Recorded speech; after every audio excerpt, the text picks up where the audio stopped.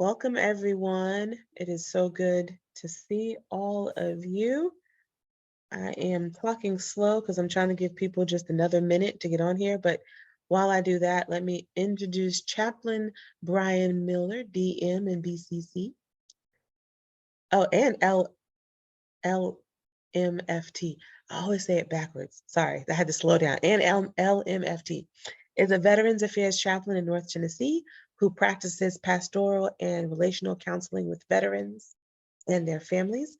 Brian has been using elements of ACT with his clients for several years, but recently he received more in-depth training and consultation in ACT through the Mental Health Integration Program sponsored by Vanderbilt and Department of Defense, DOD. That's right. Oh, okay. All right, Department of Defense. That makes sense, right? Veterans. Sorry, my brain just was like, but yeah, between Vanderbilt and the DOD. So we have someone who is well versed in this school of thought and who does good work in the world with these couples and the therapists and the relationship goals he has. So I'm really excited to hear from him. So I'm gonna hush now and thank you, sir. Okay. Well, yeah, I was a little trepidatious when Malou asked me to present to my colleagues about ACT. And it is ACT as in an act of something, and we'll talk more about that. But I'm curious, first off, to know how many of you know about ACT and how much. So let's say, could you do a scale for me, a scale of 0 to 10. I know absolutely nothing about ACT to I use ACT every day. Where would you place yourselves? I see a 0, a 3, another 0, some zeros. Okay, gotcha. Well, I assume that you may have heard about ACT before, whether you've used it or not, but I'll bring up a PowerPoint. We'll look at a few things about ACT, but I want us to make this a dialogue as much as anything. So please do feel free to unmute yourselves and pose a question or make a comment. That will help me a whole lot because I don't want this to be a lecture. All right, so let me share my screen with you. Okay. Can everybody see something on the screen there about ACT? All right, I see at least one thumbs up. All right, very good. So we're going to move right into this. First, I'd like for us to do a little thought experiment.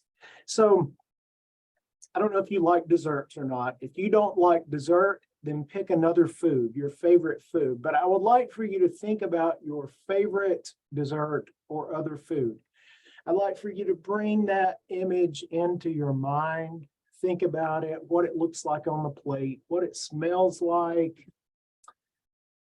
Then think about what it tastes like as you bring it into your mouth.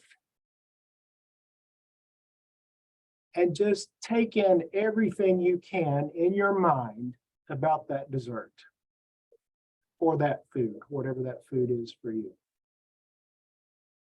Okay, you got that image there? Great. Now, I'd like for you to stop thinking about that image. Okay, just wipe that image out of your mind. Whatever you do, don't think about that dessert. Don't think about that favorite food. We'll just give it a few moments and see how you do with that. Whatever you do, don't think about that favorite food. I see some laughter. I don't know about this. Okay, let's take a little poll here. How are we doing? How many of you were completely successful in wiping that image out of your mind? See some heads shaking. What was the difficult? What did you find? Just go ahead and unmute yourself and talk.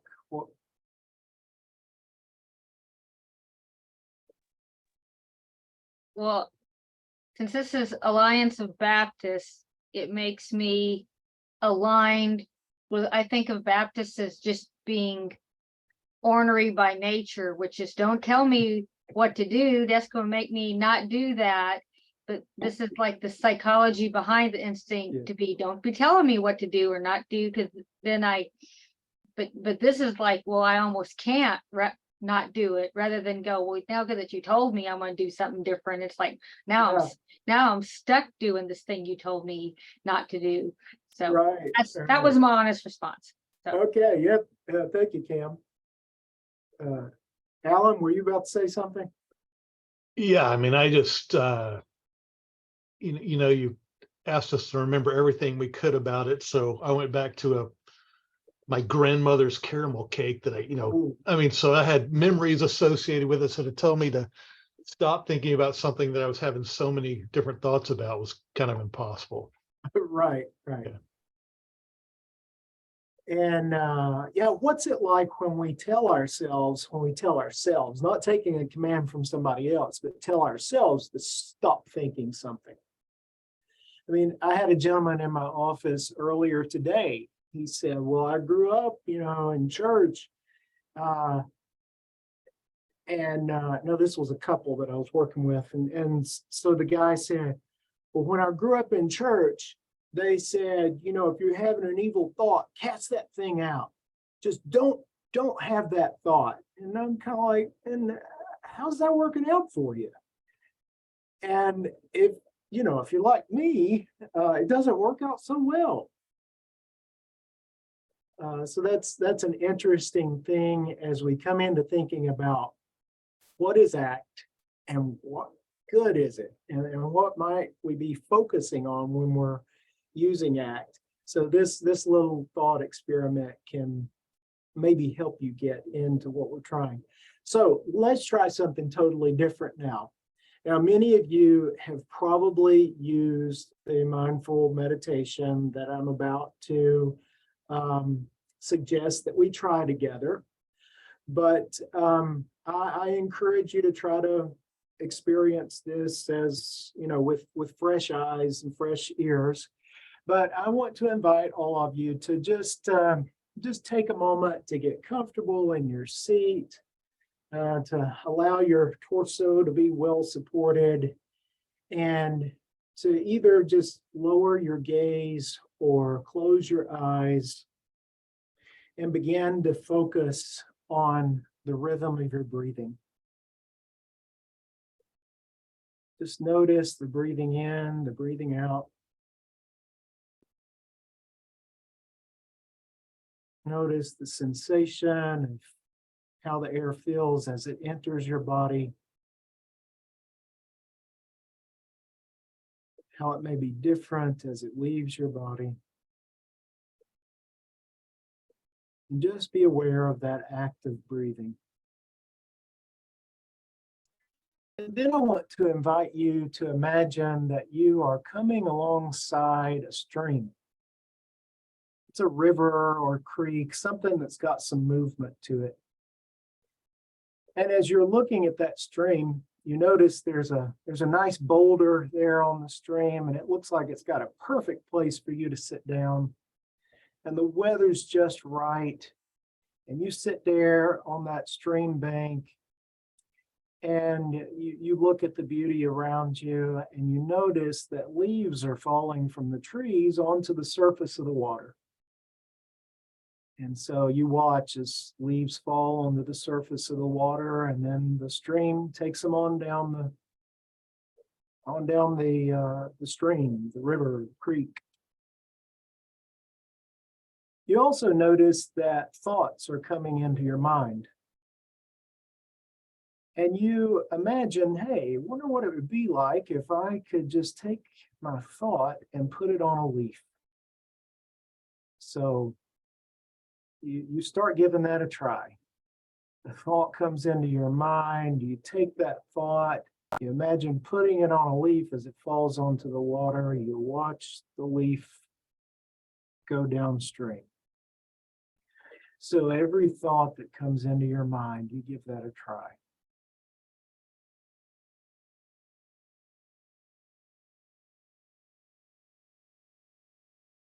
Some of those thoughts may be like, oh, this is a kind of a weird activity. Should I be doing this? That's okay. Put that thought on a leaf, let it go.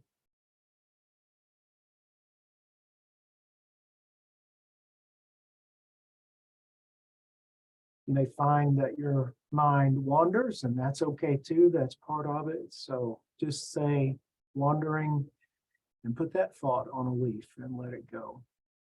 And just continue in that fashion.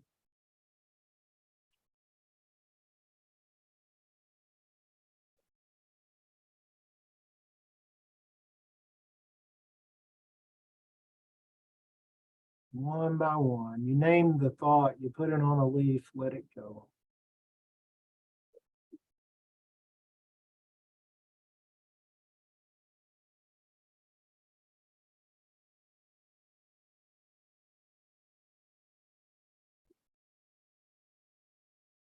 If you find that those thoughts slow down or stop, then that's okay too. You can kind of look around that imaginary environment that you're in and imagine what it feels like, what sensations you would feel, what you see, what you hear, taste. And so for each of those sensations, you do the same thing. Put that sensation on a leaf, name it, let it go.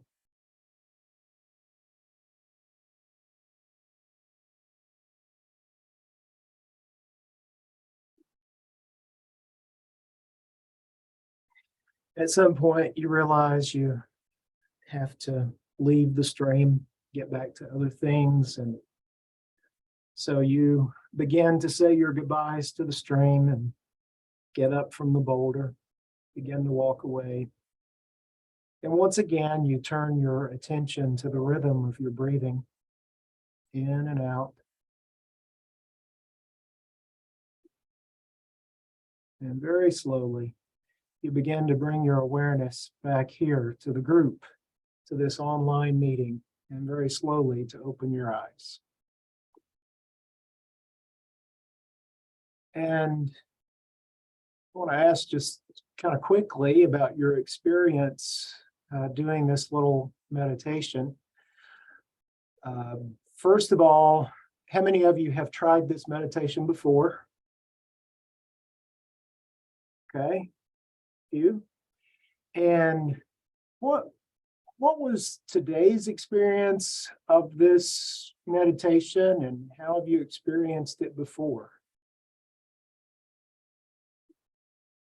It's okay to just unmute yourself and speak.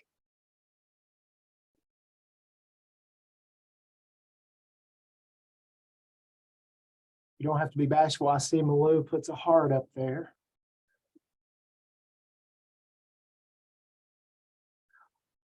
You asking how we used it or how we?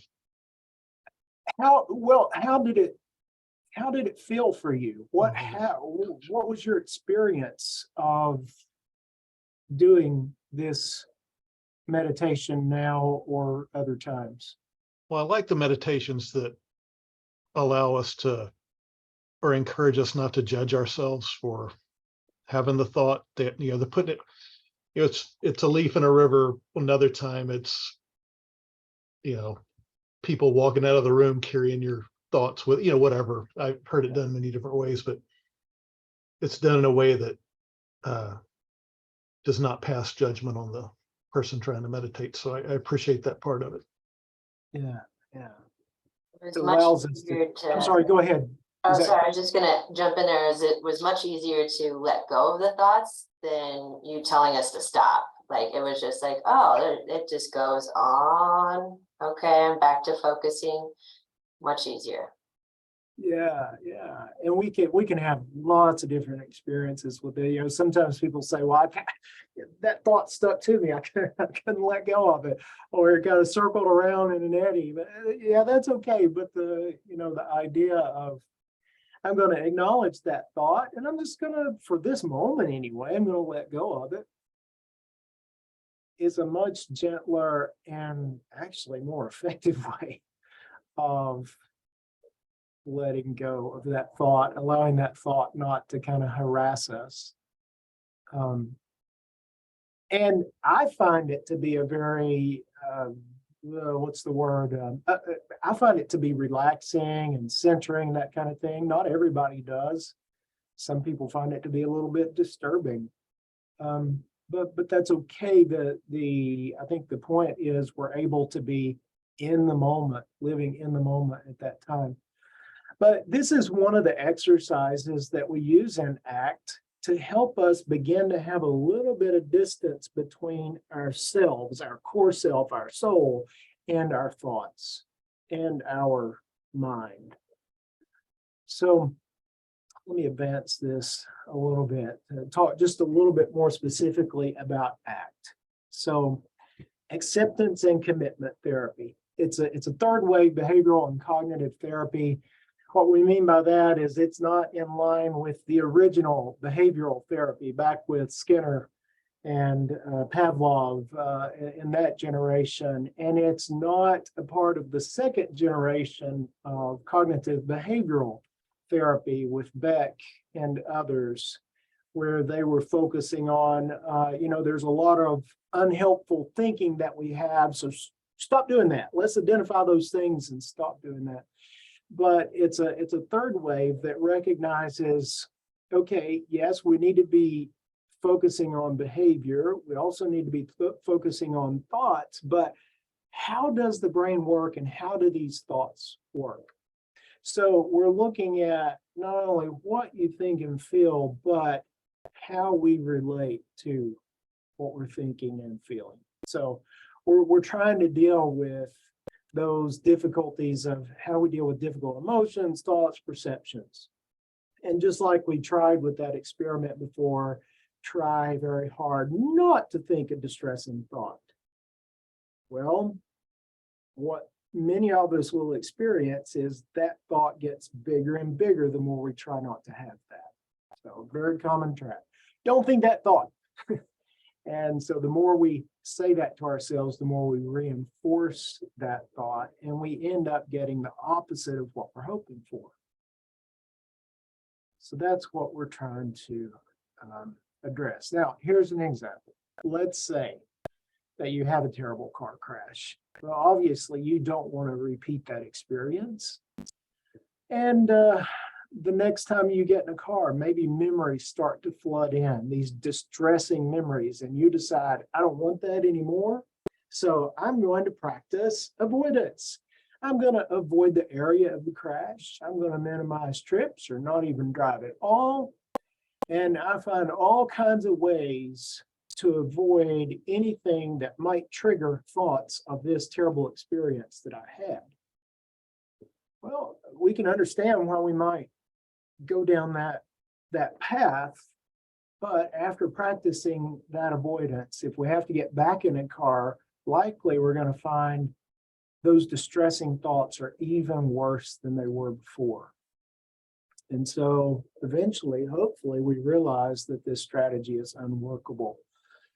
And so that's another way that ACT is trying to help us address the ways that we try to solve our problems that get us stuck.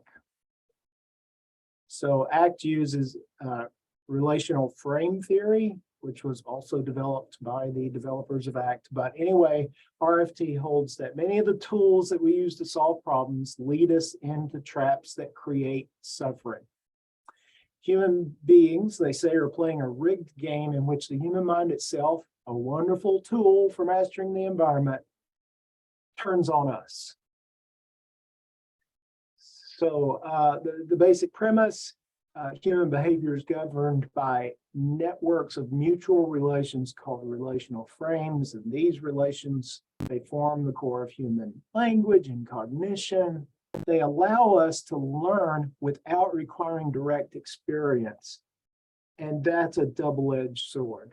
So here's an example. So Stephen Hayes says, one of the main developers of ACT, a cat won't touch a hot stove twice, but it needs to touch it at least once to learn, to get that hint.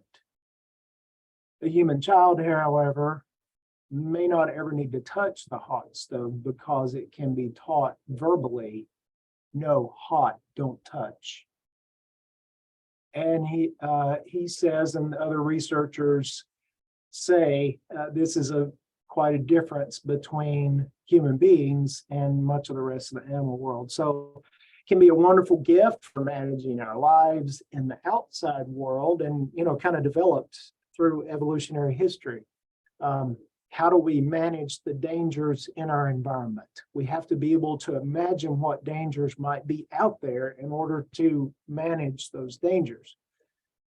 But that can become a problem for us. So that same ability can help us shape and analyze our environment, develop tools, build fires, all these wonderful things, but it can create suffering for us, because that ability to turn things over and over in our minds can also result in thoughts that haunt us, harass us. And then we try to get rid of those thoughts, and the things that we do to try to get rid of those thoughts get us stuck. So we have this idea of suffering as optional.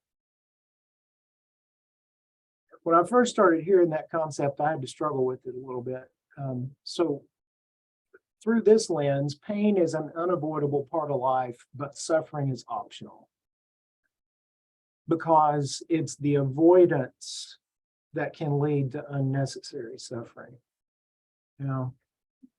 I think we could struggle a bit with the semantics here, but basically they're saying unnecessary suffering is optional. The kind of unnecessary suffering that can come when we get ourselves stuck in our human brains. So here is how ACT refers to or explains this stuckness that we might experience. One way we may get stuck is living in the remembered past or the imagined future. Guilt, shame over things that we have done in the past, regrets, all those sorts of things may keep us stuck in the past or the imagined future. Oh, this thing is coming up. I'm so worried about this. It can keep us from being present right now. And the way to freedom is living in the moment, in the present moment. Then experiential avoidance. So in our attempts to avoid upsetting thoughts, feelings, sensations, perceptions, we try everything in the world to avoid them. And let's allow you to unmute and think about this for a moment. What do we use for avoidance? How have you seen that work in our lives?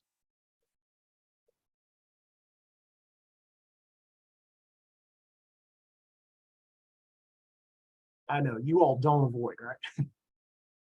Honestly, there's also a way of avoidance in having complete control of the things around you, like the OCD, like trying to like make sure everything goes as you planned it. Sure, if I can just control all the little things around me, maybe things will feel a little bit more in control. Yeah. I'm We just might- really good at Go ahead. ignoring things. I mean, Just ignore it. Just like tunnel vision, just like I can't deal with it. Yeah. So I focus elsewhere. Yeah, or some of us might pour ourselves into work. That's a good way of avoiding. Let me just pour myself into work or into my workout routine or whatever. Any other thoughts? Yeah, that's what I do. I pour myself into my workout routine. TV and technology, social media. Oh, yes, yes. Let me just lose myself in my Facebook feed or Instagram feed. Video gaming. Yeah.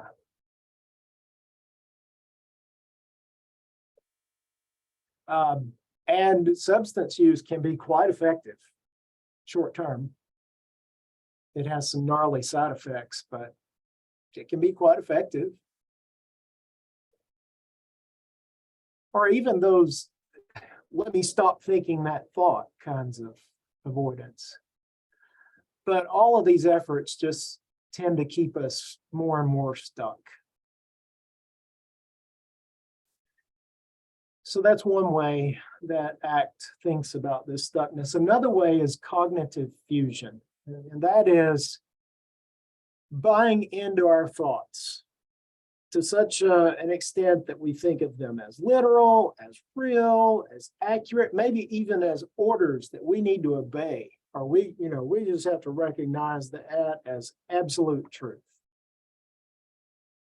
Trying to think, okay, I'll give you an example. So I was working with one client who was severely depressed, and the thing that brought him in for help was he had been fostering Chihuahuas, and his Chihuahua that he had had for many years died, and really set him in a tailspin. He's in his 70s and single and African American, had experienced a lot of injustice in the past. But he began to say, well, I'm just so depressed I can't get off the couch. That was a thought that his mind was telling him, and he began to really, identify with and buy into that thought. I'm so depressed I can't get off the couch. And when we get really fused with thoughts like that, it can obviously cause us some problems. Then a similar idea, attachment to a conceptualized self. Meaning we over-identify with statements that our mind, our brains make about us as persons. I'm a failure. I'll never get this right. I'm unworthy. So thinking about that same client, he might have said something like, well, I've lost the only thing that had meaning to me, and I'm in my 70s, and my life is just over. There's nothing meaningful left.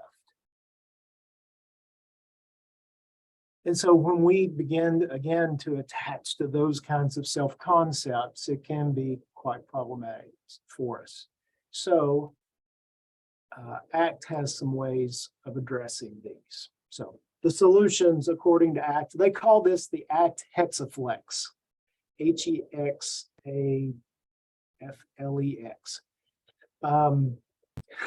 Always got to have some kind of nifty little name and illustration, but we'll kind of let's start at acceptance here. So rather than experiential avoidance, we want to start moving toward acceptance.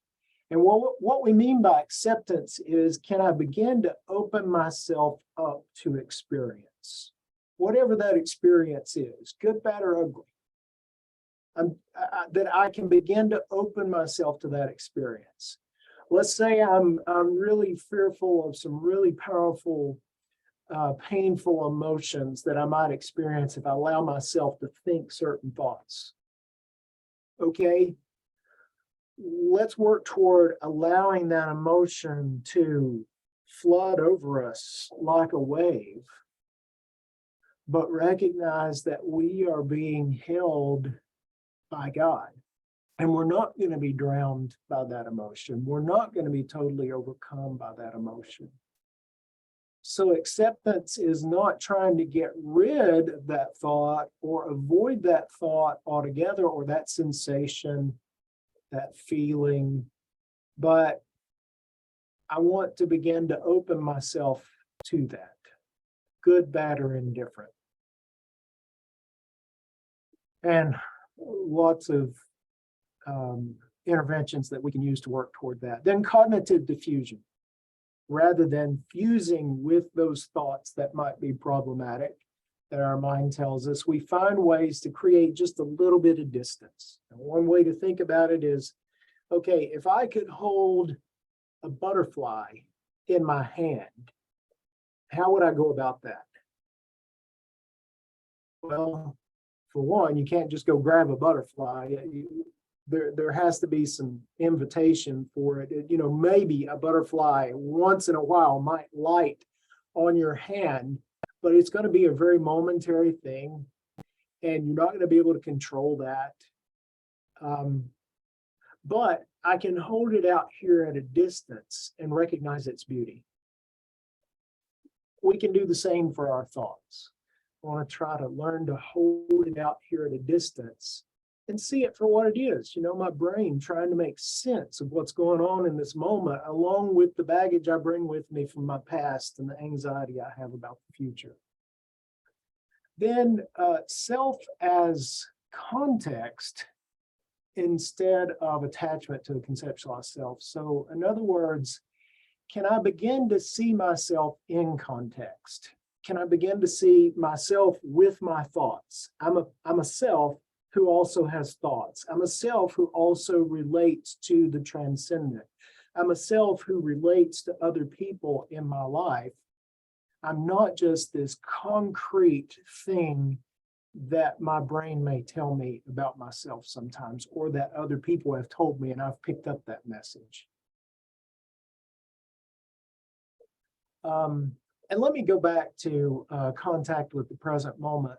We can do all of these things much more easily if we find a way of being flexible enough to live in the present moment rather than that feared past or future. So we do a lot with working with contact with the present moment, mindfulness practice. And then, and all of this is connected together. We don't necessarily do this in a linear format of any kind, but we begin to think about what are your values as a person? What is most important to you? And is that showing up in your life and in the way that you form and function in your life? And if not, are there any changes that you would like to make? So we begin to look at commitment to acting in ways that are in line with our values. So just very quickly before I move on to the next slide and kind of how this works out in working with clients. Anything that I can do to begin to clear up any questions or confusion about any of these terms?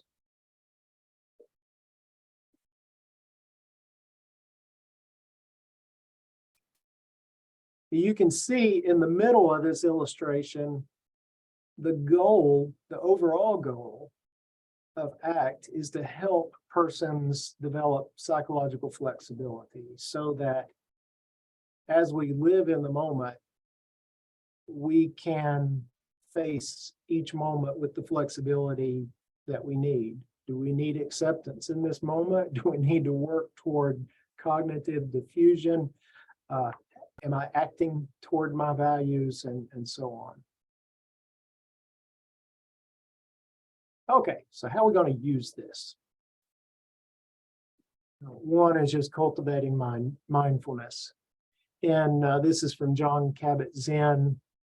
Moment to moment, non-judgmental awareness is what we mean by mindfulness. Cultivated by refining our capacity to pay attention intentionally. We're going to pay attention intentionally in the present moment, and then work at sustaining that attention best we can so that we come more in touch with life as it unfolds in front of us.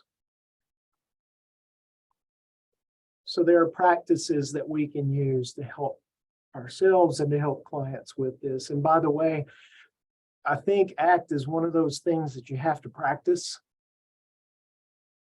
You can't just say to clients or church members or whoever it is, your working patients, whoever it is you're working with, okay, do these things. We have to embody it.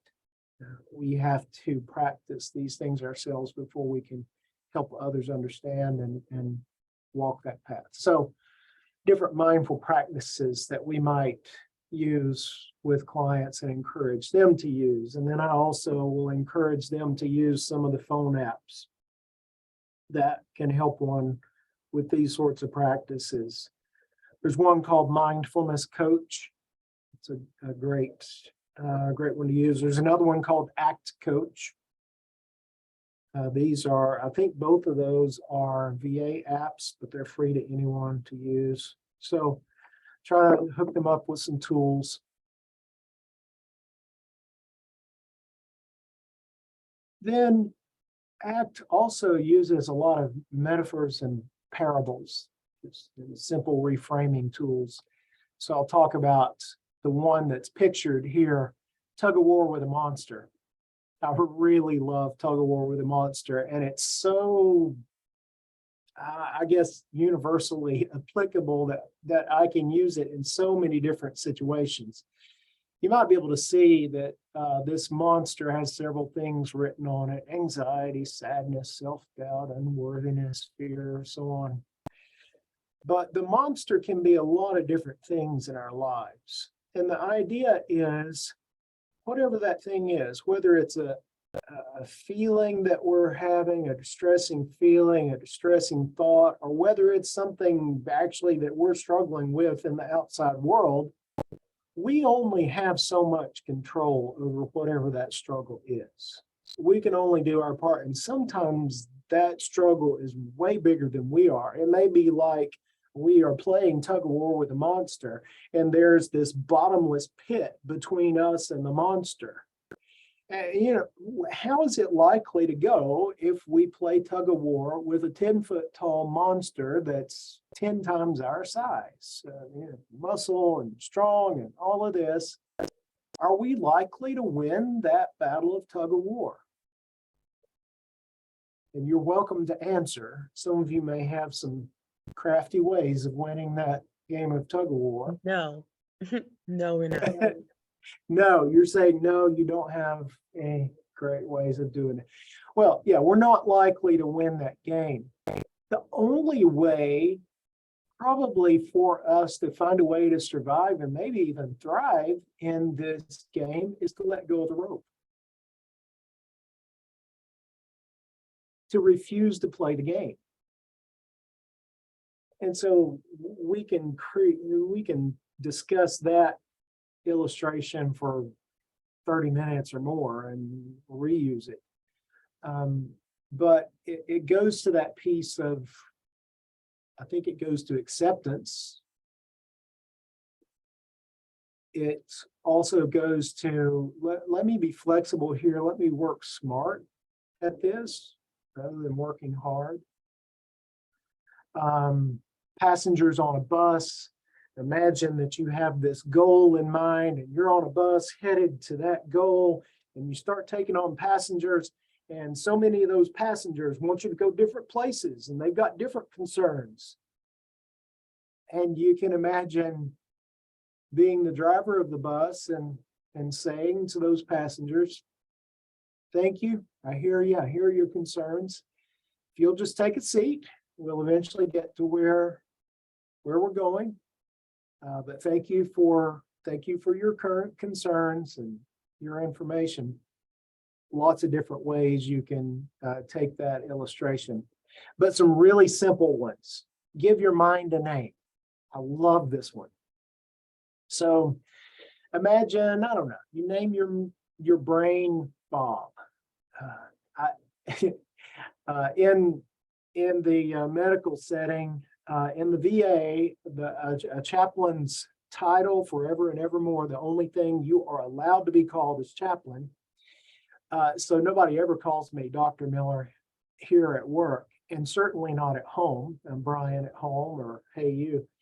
So I name my brain Dr. Miller. So, I may say, my brain may tell me something. Maybe, okay, so here's one that my brain would have given me probably this morning. There's going to be all these people that know so much more about ACT than you do, and you got to give this presentation today about ACT. You need to be nervous about this. And so I can turn to Dr. Miller and say, Dr. Miller, thank you for that perspective. I appreciate that. And I'm going to take that under advisement. Thank you very much. It gives us, it's just a very subtle way of creating a little bit of distance between ourselves and that thought.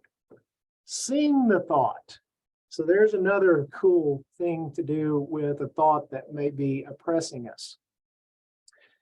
So was with a client this morning who said, you know, my brain sometimes tells me that I am so unworthy, and that the thing I did in Vietnam, I'm just never going to live that down. I'm a shameful person. Okay. Try singing that, maybe to Happy Birthday or Row Row Your Boat. I'm such a shameful person. I'm such a shameful person. You know, you can imagine it gives you just maybe just a little bit of humor so that we can create a little bit of space. So ACT is full of these kinds of metaphors and quick tricks to help us change our relationship to the thought rather than trying to get rid of the thought. Okay, some other things that we might do. So values work. You know, encouraging the person to write their story, to write about their values, or the values card sort. This is something you can Google and download free copies of this, print it off. And the idea is the client takes that stack of papers, cuts these little cards apart, and then they begin sorting them. Okay, yeah, this is something that I highly value. And so you got your high value stack. You got your, well, yeah, I often value these things. So you got another stack for that, all the way down to, yeah, I never value those things. And you eventually go through that sorting process until you have a very small list, you know, 3 to 5 things maybe. And you work with that client to help them start focusing on, okay, well, first of all, are those values showing up in my life? And secondly, if I wanted those values to show up more in my life, what would I do? What would I need to change? And then we begin to work toward valued action and all kinds of tricks to help us carry out those valued actions, anywhere from making small adjustments to work new habits into established routines to using SMART goals and lots of other tricks. But hopefully, well, and one other tool that we can use called the ACT Matrix. And so we start with the question, who and what matters to us? What do we care about, love about? Then moving over to number 2, what stuff comes up and gets in the way of doing those things? And what do you see me doing? What kinds of behaviors might you see from me when this stuff comes up? And then what would it look like if I were doing the things that mattered to me? Another way of helping clients move toward valued action. But how does ACT intersect with spiritual care? Why would it matter to you? These are some things that come to mind for me.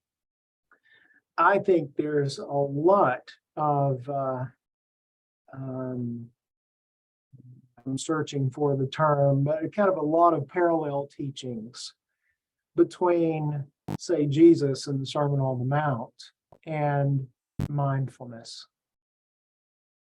So, you know, we could look at Matthew 6 and Jesus teaching about not worrying about tomorrow, or Luke 9 teaching about not turning back, not staying stuck in the past, putting the hand to the plow and being in the moment, doing that work rather than looking back. But I think lots of places in Scripture and Christian thought, as well as a kind of the history of the contemplative tradition within Christianity and other world religions, I think aligns very well with the idea of living in the present moment. Then the idea of can we gently examine our relationship with unhelpful spirituality and religious ideals? And how do we grapple with things such as scrupulosity, where, you know, we get stuck on the details of religion and doing things in a certain way and doing certain rituals and so on, to the exclusion of the meaning behind them. Toxic spirituality, toxic shame.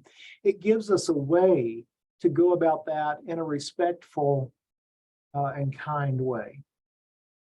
Alleviation of unneeded suffering. My goodness, if we could help people eliminate the unneeded suffering, then I think it's much easier to work with the suffering that we can't do anything about.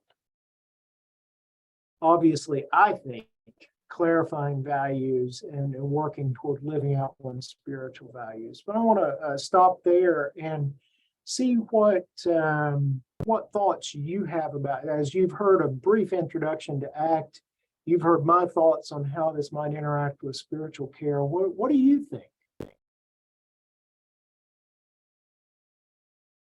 Does it sound like it might have any utility, usefulness for your work?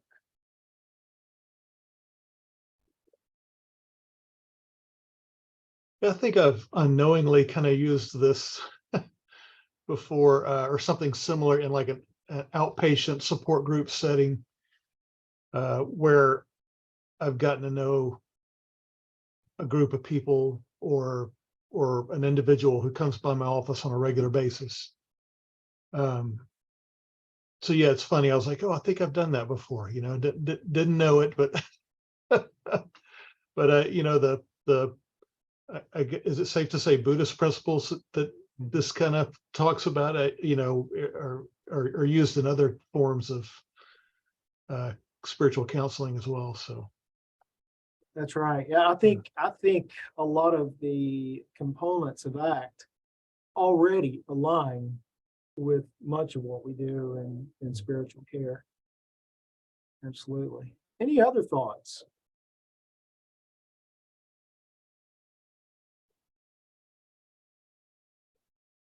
Don't be shy.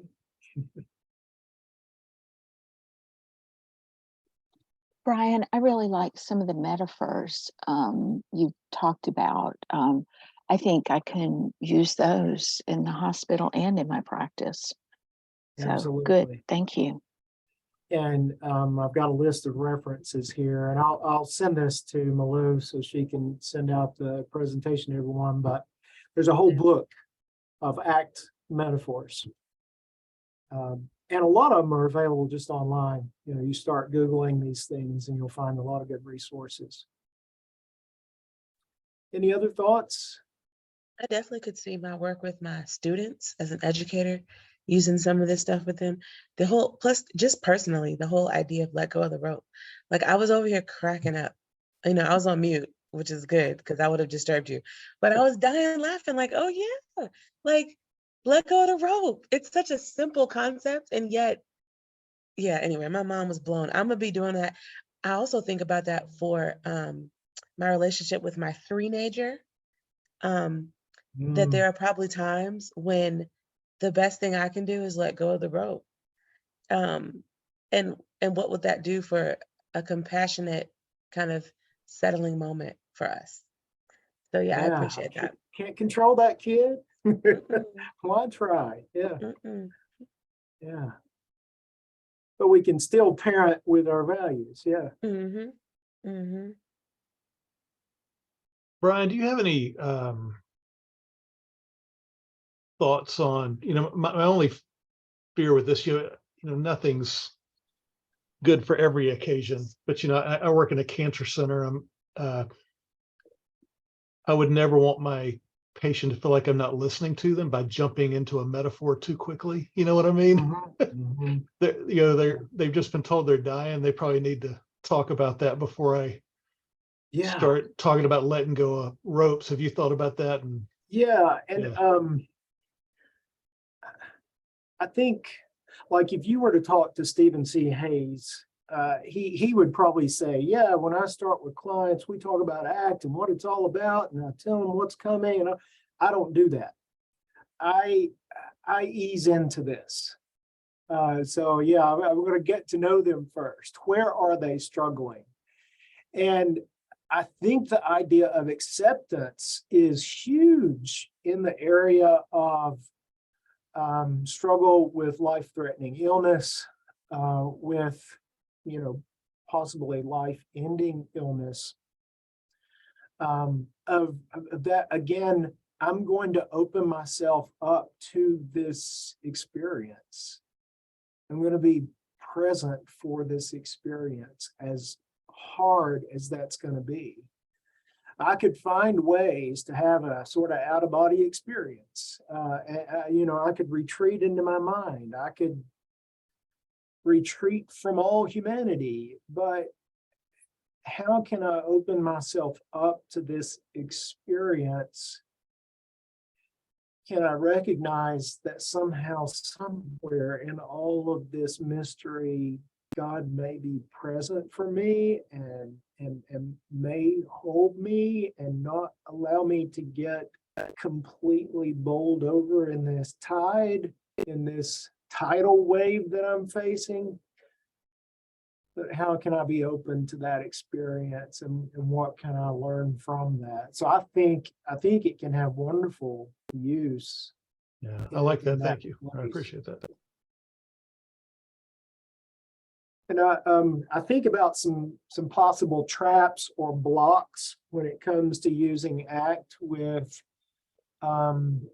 with religious folks in general. Sometimes you get this idea of, look, just give me Jesus, that's all I need. Just give me the Bible. And yet, if I'm still suffering, what does that say about me? We can get into some really deep subjects there, but this is using ACT is not saying, oh, throw Jesus out. No. ACT is a tool. It's something that I think we can use to help enhance our spiritual practice. It's something that we can use to help us understand ourselves and understand, why is it that I feel like I'm a failure when it comes to my faith, because I'm still suffering. To be able to face those kinds of tough questions. And then I think a very common one is, hey, this is New Age stuff. This is Eastern religious stuff. I don't want any of that.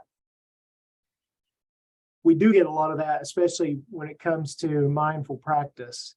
And yes, some of those practices may have come directly from Buddhist practice, but let's think back to the desert mothers and fathers. Let's think back to the contemplative tradition within Christianity. Of course, if you've got a really, really conservative person, they may say, well, that was Catholics, and I don't like Catholics. But we can still point to, actually, there's a long and deep tradition within Christianity of a more contemplative way of practice. And this kind of ties into that.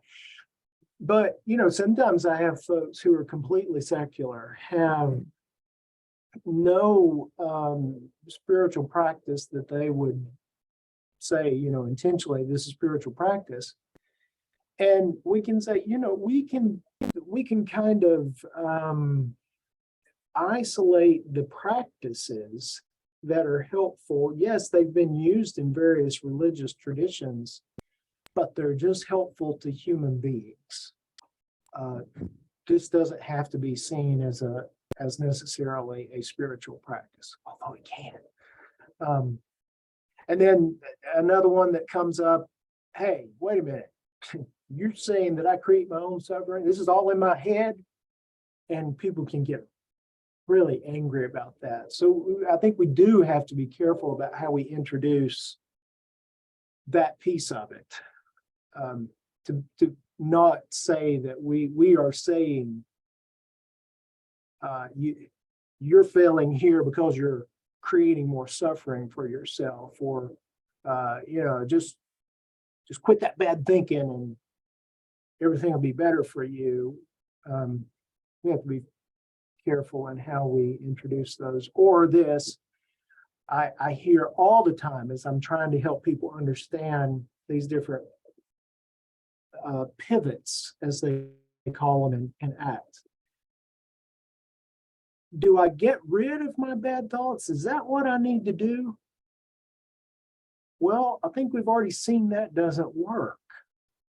It's not that we're trying to get rid of those thoughts. And however, there can be all kinds of spiritual or religious ideology that comes into that, but we want to change our relationship with those thoughts. We're going to accept those thoughts, look at them, try to learn from them, but we're going to pivot to hopefully more healthy ways of relating to those thoughts. And I see we're out of time. Any questions, thoughts? Also, lots of ACT resources that I will send along to you. There's 2 pages of resources, but free resources at Stephen C. Hayes, some free resources at Contextual Science. There's some TEDx talks. My favorite book so far is Get Out of Your Mind and Into Your Life. That's from the user perspective, not from the clinician perspective. Oh, nice. The newest one is A Liberated Mind. That's kind of Stephen C. Hayes near the end of his career, looking back on it all and putting it all together. Well, Brian, I just want to say thank you so much. This has been really, really rich. I am so grateful. And if you get a chance to look at the chats before you hop off, you'll see many people in there also naming how much this has been helpful for them and how useful. So thank you all. And thank you all for joining us, both the people who are here live and the folks who will be watching this later. Thank you so much. And I will send the resources out to everyone. Good to see everybody. Thanks. Thanks so much. Appreciate it. Thank you.